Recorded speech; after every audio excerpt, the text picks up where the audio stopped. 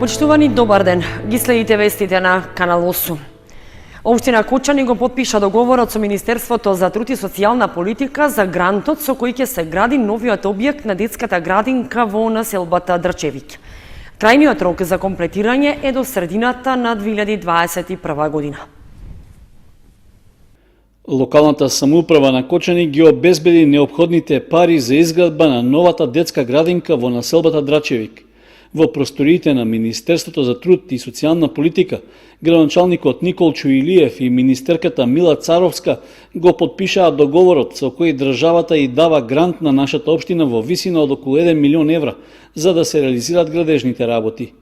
Заедно со Кочани, договор со Министерството подпишаа и општините Неготино, Кисела Вода и Кавадарци, кои се првите од вкупно 17 кои ќе градат нови градинки со грант од проектот што е финансиран од Светска банка, а со кој се подобрува пристапот до услугите за згрижување и воспитување на децата. Вредноста на грантот само за градежните работи на 4 објекти изнесува 220 милиони и 700 илјади денари, а вкупниот капацитет на градинките е 552 деца, од кои околу 110 се во Кочани. Според најавите од Министерството, се очекува градинките во 4 општини да бидат изградени и опремени до средината на 2021 година.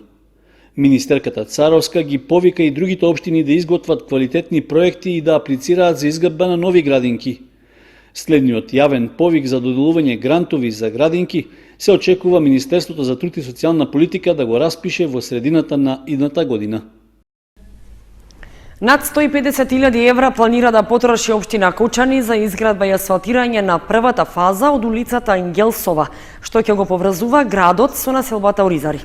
Тендерската постапка за избор на изведувач на градежните работи е во тек и по подпишувањето на договорот тие треба да се реализираат за половина година. Новото сообраќајно поврзување на Кочани со населбата Оризари, што како еден од приоритетите беше најавен од локалната самоуправа, ќе започне да се реализира наскоро. Активностите за продолжување на постојната улица Енгелсова се веќе започнати со објавената тендерска постапка за избор на изведувач на градежните работи. За реализација на првата фаза од пробивањето и асфалтирањето на оваа сообраќајница предвидено е да се потрошат близу 10 милиони денари. При тоа, парите ќе бидат наменети за расчистување на теренот од постојниот премин преку десниот магистрален канал во правец на Оризари. Според техничката спецификација во тендерската постапка, предвидено е да се асфалтира коловоз со должина од над 470 метри. Дел од средствата се наменети и за обезбедување подземен одвод на атмосферската вода, за поставување бетонски рабници и останата придружна инфраструктура. Исто така, планирано е да се изгради и пешачка патека со павер елементи со вкупна површина од околу 780 метри квадратни. Со реализацијата на првата фаза, всушност ќе се постигне 50% од поврзувањето на Кочани со Оризари од овој дел на градот. Односно, за целосно современо сообраќајно спојување ќе останат уште околу 460 метри, што ќе се реализираат во втора фаза. Инаку, рокот за тендерската постапка за избор на изведувач на доизградбата на улицата Енгелсова е во тек, а пријавувањето на заинтересираните компании трае до 27 август. По изборот на фирмата која треба да ги обезбеди услугите, ќе биде подпишан договор со кој таа ќе се обврзе изградбата на оваа фаза да ја заврши во рок од 6 месеци. Тоа значи дека доколку не се појават објективни пречки во тендерската постапка, до изградбата на улицата Енгелсова би требало да започне есенва, а да се комплетира најдосна во почетокот на идната година. Општинската организација на СДСМ од Кочани реагира на последните случувања во Советот на општината, во кои имаше вербален и физички напад кон директор на училиште. На пресконференција беше побарано од членовите на опозицијската ВМРО ДПМН да престанат со непримерно однесување, како и извинување од претседателот на Општинскиот комитет на партијата. Реакција од Општинската организација на СДСМ дојде еден ден по одржувањето на 28-та седница на Советот на општина Кочани, на која по една од паузите во расправата имаше вербален и физички инцидент од опозицијски советници кон директорот на Средното општинско училиште Љупчо Сантов. На пресконференција председателот на кочанските социјалдемократи Гоце Серафимов ги осуди ваквите случувања и побара соодветни законски мерки. Член на Советот на општина Кочани и почесен председател на оваа партија физички нападна директор на образовна институција. Друг советник од истата партија му патуваше поградни зборови, се закануваше и го омаловажуваше во салата на Советот. Неодамна пак, актуелниот председател на Кочанското ДПМН насилно влезе во партиските простори на СДСМ Кочани и незаконски ги снимаше нашите активисти и симпатизери. До кога овие офајдени партиски ликови ќе го тероризираат овој град? Одовде сакаме да им препорачаме на дека физичките и вербалните напади не можат да ги сокријат криминалото и злоупотребите што ги вршеа повеќе од 10 години. Така не ќе може да го скријат нивното расипничко однесување во сите сфери, посебно во образованието, од каде црпеа енормни суми за лични и партиски профитирање. Бараме институциите да постапат согласно со законските рамки и да не заштитат од насилството. До нив ќе се поднесат сите докази за претходните случувања.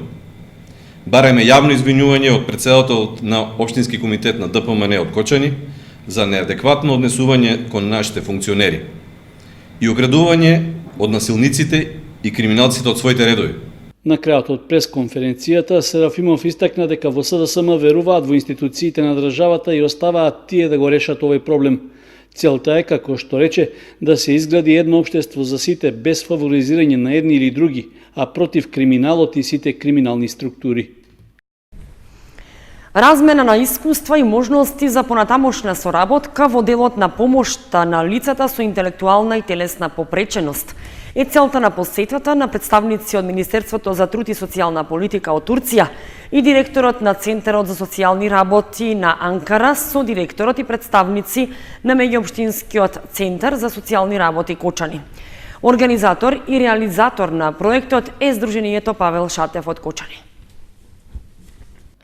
Представник од Министерството за труд и социјална политика и директорот на Центарот за социјални работи на областа Шериф Анкара Мустафа Дернер, заедно со волонтери од Асоцијацијата од Турција и од Европскиот волонтерски едукативен центар и Сдруженијето Павел Шатев од Кочани, заедно со уште неколку лица со посебни потреби од Турција, во посета на Меѓуопштинскиот центар за социјални работи Кочани. Целта на средбата е размена на искуства со пријателска Турција во делот на помошта, социјализирањето, дружењето и реализирањето проекти за добробит и помагање на лицата со посебни потреби кои се згрижени во дневниот центар во Кочани и во дневниот центар во Анкара, Република Турција. Целта на ова постоја да размениме позитивни искуства и соработка, да ствариме иницијална средба за да ствариме понатамошна соработка со нашите пријатели од Турција, со цел да унапредиме услугите на лицата со индивидуална и телесна попреченост. Во нивната делегација има волонтери од Турција кои што имаат искуство на оваа соработка и во понатамошниот период ние заеднички заедно со Европскиот едукативен центар и со мрежата на организации кои што се во склоп на Европскиот едукативен центар ќе се обидеме да остваруваме заеднички проекти кои што се од интерес на граѓаните со цел ефикасно искористување на Еразмус програмата заедно со организацијата Европски едукативен центар и останатите организации. По средбата во центарот, представниците од Турското министерство заедно со лицата со попреченост го посетија дневниот центар за лица со интелектуална и телесна попреченост, каде што се сместени штетениците од Кочани и општините што ги покрива центарот. Таму беше остварена една интеракција и дружење помеѓу лицата со попреченост од Кочани и Турција. Тие се овде 2 недели и на наше големо задоволство очекуваме истата соработка да се прошири на повисоко ниво со представниците од Министерството за труд и социјала кои се овде присутни. Една од основните цели на оваа размена е наши представници заштитници од Дневниот центар за деца со посебни потреби во Кочани да одидат на размена во Република Турција, но и од Република Турција штитеници на нивните домови да дојдат на размена во градот Кочани, но исто така се залагаме и за вработените да отидат на размена во Република Турција за да се разменат поголеми искуства со нивните колеги од оваа земја. Проектот се реализира со поддршка и организација на Сдруженијето Павел Шатев од Кочани, а е финансиран од Европски волонтерски едукативен центар и Еразмус плюс програмата.